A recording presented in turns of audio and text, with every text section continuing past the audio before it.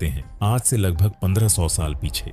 एक ऐसा समय जब दुनिया की महान सभ्यताएं करवट ले रही थीं, लेकिन भारत की धरती ज्ञान और विज्ञान के सूर्य की तरह चमक रही थी। ये 5वीं शताब्दी का भारत था, गुप्त वंश का शासन, जिसे इतिहासकार भारतीय स्वर्ण युग कहते हैं। इसी पावन कालखंड में ईस्वी सन 476 में एक ऐसे मस्तिष्क ने जन्म लिया जिसने आगे चलकर यह सिद्ध कर दिया कि मनुष्य अपनी बुद्धि के बल पर आकाश के तारों को भी माप सकता है। यह गाथा किसी राजा की नहीं, बल्कि एक ऐसे मनीषी की है जिसने शून्य की खोज कर गणित की भाषा बदल दी। यह गाथा है आचार्य आर्यभट्ट की।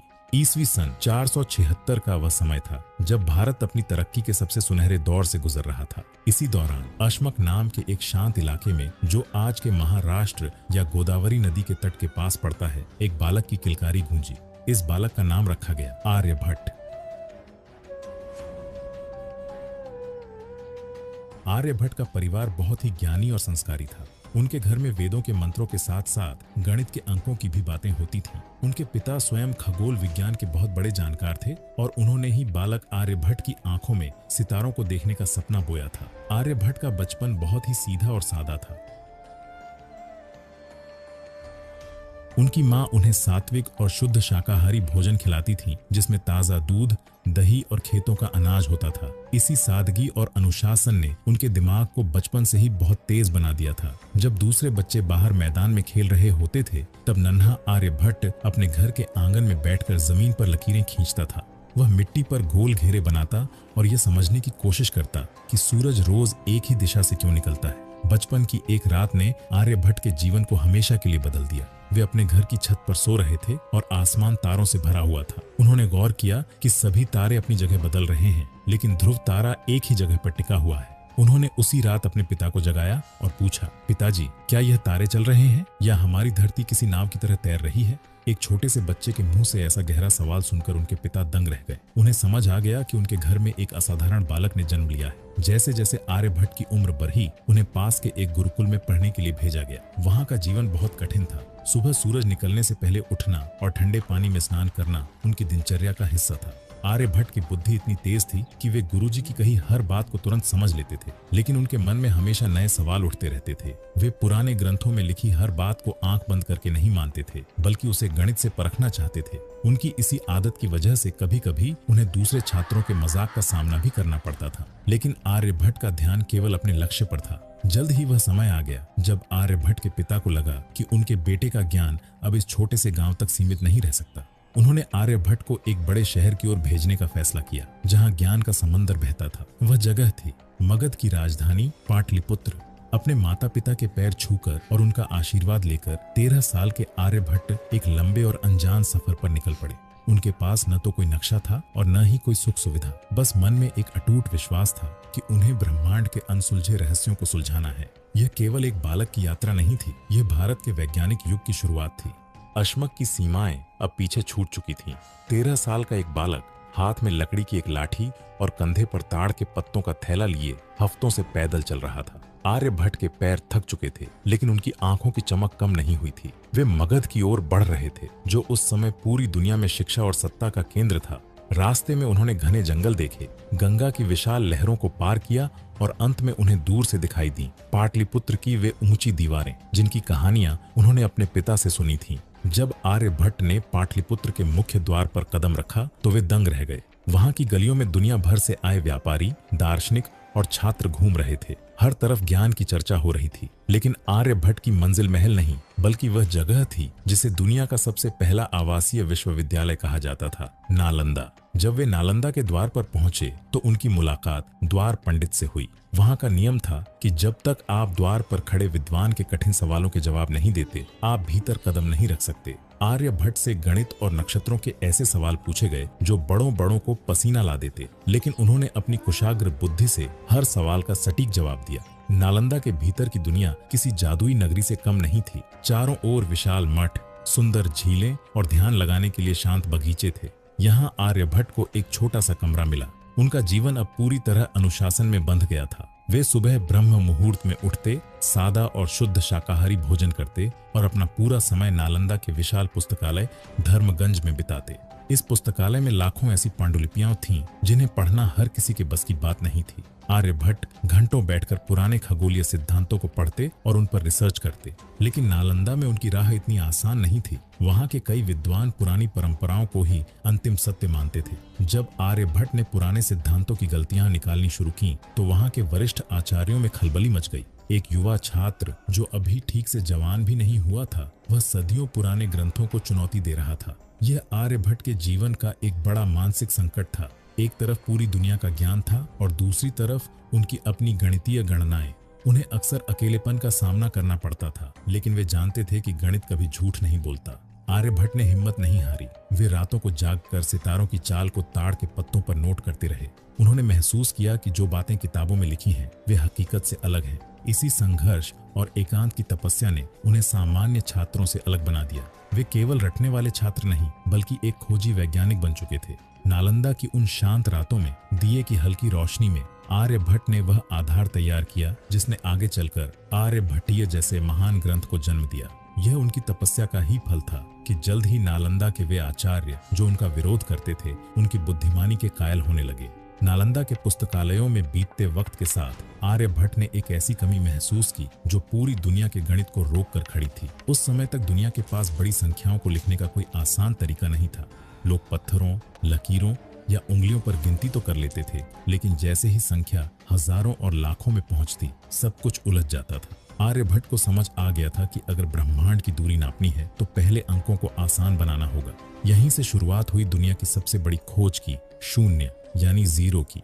आर्यभट्ट ने यह महसूस किया कि कुछ नहीं को भी एक अंक की जरूरत है। उन्होंने दुनिया को समझाया कि अगर आप किसी अंक के पीछे एक बिंदी या शून्य लगाते हैं तो उसकी कीमत 10 गुना बेरज जाती है। इसी सोच ने स्थान मान यानी प्लेस वैल्यू को जन्म दिया। जो गिनती पहले पन्नों पर नहीं समाती थी, अब वह शून्य की मदद से चंद लकीरों में सिमट गई। बिना किसी शोर के नालंदा के एक छोटे से कमरे में बैठकर आर्यभट्ट ने आधुनिक विज्ञान की नींव रख दी थी। लेकिन आर्यभट्ट का मन सिर्फ शून्य पर नहीं रुका। वे घंटों वृत्त यानी सर्कल्स के घेरों को देखते रहते थे। उन्होंने सोचा कि अगर एक पहिया घूमता है तो वह कितनी दूरी तय करता है। इसी सवाल के जवाब में उन्होंने पाई का मान निकाला। उन्होंने बताया कि पाई की कीमत 3.1416 होती है। आज 1500 साल बाद भी दुनिया के सबसे आधुनिक कंप्यूटर इसी मान का इस्तेमाल करते हैं। उस दौर में बिना किसी कैलकुलेटर के इतना सटीक हिसाब लगाना किसी चमत्कार से कम नहीं था। आर्यभट्ट की सादगी उनके गणित में भी दिखती थी। उन्होंने भारी भरकम सूत्रों को छोटे छोटे श्लोकों में बदल दिया। उनके लिए गणित कोई बोझ नहीं बल्कि एक कविता की तरह था। उन्होंने ज्या और कोज्या के सिद्धांत दिए जिन्हें आज हम दुनिया भर में साइन और कोसाइन के नाम से पढ़ते हैं। उनकी इस खोज ने समुद्र में रास्ता ढूंढने वाले नाविकों और ऊंचे मंदिर बनाने वाले वास्तुकारों की जिंदगी बदल दी। अब किसी भी पहाड़ की ऊंचाई या समुद्र की चौड़ाई को जमीन पर बैठकर नापा जा सकता था। नालंदा के छात्र और शिक्षक अब आर्यभट्ट को एक साधारण छात्र नहीं मानने लगे थे। उनकी ख्याति धीरे धीरे राजाओं के दरबार तक पहुंचने लगी। लेकिन इन सब के बीच आर्यभट्ट बिल्कुल शांत थे। उनका खान पान अब भी वही सादा शाकाहारी भोजन था और उनकी दिनचर्या वैसी ही अनुशासित। उन्हें न तो प्रसिद्धि का लालच था और न ही धन का। उनके लिए सबसे बड़ा सुख था एक कठिन गणितीय सवाल का सही हल ढूंढ लेना। गणित के इन जादुई सूत्रों ने आर्यभट्ट को वह ताकत दे दी थी जिससे वे अब आसमान के सबसे बड़े रहस्यों पर प्रहार करने के लिए तैयार थे। गणित के अंकों पर महारत हासिल करने के बाद आर्यभट्ट ने अपनी नजरें फिर से आसमान की ओर घुमाई। उस दौर में पूरी दुनिया, यहाँ तक कि बड़े बड़े यूनानी विद्वान भी यही मानते थे कि हमारी पृथ्वी ब्रह्मांड के केंद्र में है और बिल्कुल स्थिर खड़ी है। लोगों का मानना था कि सूरज, चांद और तारे पृथ्वी के चारों ओर चक्कर लगाते हैं, लेकिन आर्यभट्ट की गणितीय गणनाएं कुछ और ही इशारा कर रही थीं। उन्हें महसूस हो रहा था कि जो आंखों से दिख रहा है वह पूरा सच नहीं है। नालंदा की ऊंची छत पर बैठकर आर्यभट्ट घंटों आसमान को देखते। उन्होंने एक बहुत ही सरल लेकिन गहरा तर्क दिया। उन्होंने अपनी किताब में लिखा, जैसे नाव में बैठा हुआ कोई व्यक्ति जब आगे बढ़ता है तो उसे किनारे पर खड़े स्थिर पेड़ पीछे की ओर भागते हुए दिखाई देते हैं, ठीक उसी तरह पृथ्वी पर रहने वाले लोगों को आसमान के तारे पीछे की ओर भागते हुए दिखते हैं। इस एक उदाहरण से उन्होंने सदियों पुराने भ्रम को तोड़ दिया। उन्होंने डंके की चोट पर कहा कि आसमान नहीं घूम रहा बल्कि हमारी पृथ्वी अपनी धुरी पर लट्टू की तरह घूम रही है। यह बात उस समय के हिसाब से किसी पागलपन जैसी थी। लोगों ने सवाल उठाए, अगर पृथ्वी घूम रही है तो हम गिर क्यों नहीं जाते? पेड़ पौधे और ऊंचे पर्वत स्थिर कैसे हैं? आर्यभट्ट ने बहुत ही शांति से समझाया कि पृथ्वी की गति इतनी सहज और निरंतर है कि हमें महसूस ही नहीं होती। उन्होंने यह भी बताया कि पृथ्वी गोल है, झपट्टी नहीं।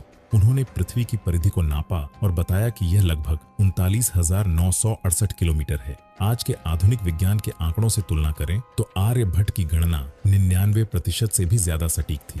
इस खोज ने आर्यभट्ट को एक बड़े संकट में डाल दिया। उस समय के कट्टरपंथी और पुराने विचारों वाले लोग उनके खिलाफ खड़े हो गए। उन्हें लगा कि आर्यभट्ट धर्म और परंपराओं का मजाक उड़ा रहे हैं। गलियों और चौराहों पर उनकी बातों पर चर्चा होती और कुछ लोग उन्हें भटका हुआ कहने लगे। लेकिन आर्यभट्ट विचलित नहीं हुए। उन्होंने किसी से बहस नहीं की, बल्कि अपने ताड़ के पत्तों पर अपनी गणनाएं लिखते रहे।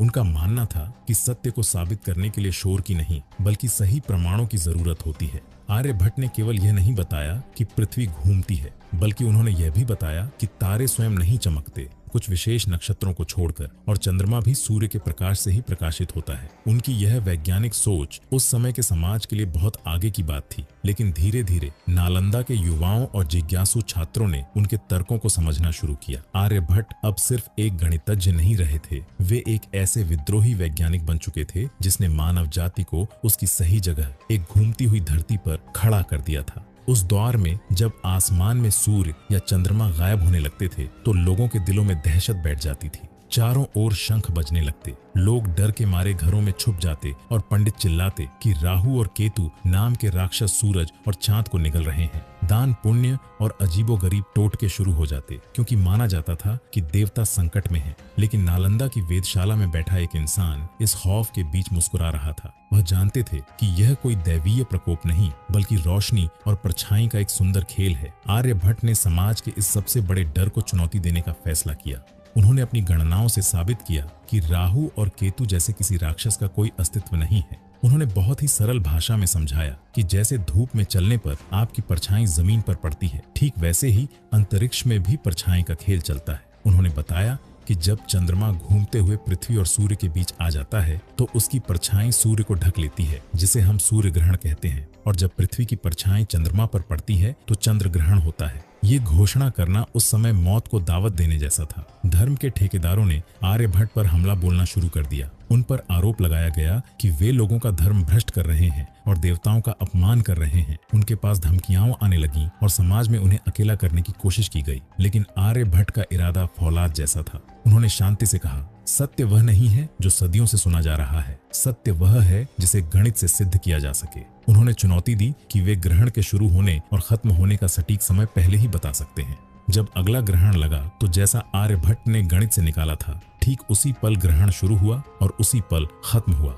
लोग दंग रह गए। जो गणना राजा के बड़े बड़े ज्योतिषी नहीं कर पाए, वह आर्यभट्ट ने ताड़ के पत्तों पर लिखे चंद श्लोकों से कर दिखाई थी। धीरे धीरे लोगों का डर खत्म होने लगा और विज्ञान की जीत हुई। आर्यभट्ट ने साबित कर दिया कि डर का इलाज पूजा पाठ नहीं, बल्कि सही शिक्षा और तर्क है।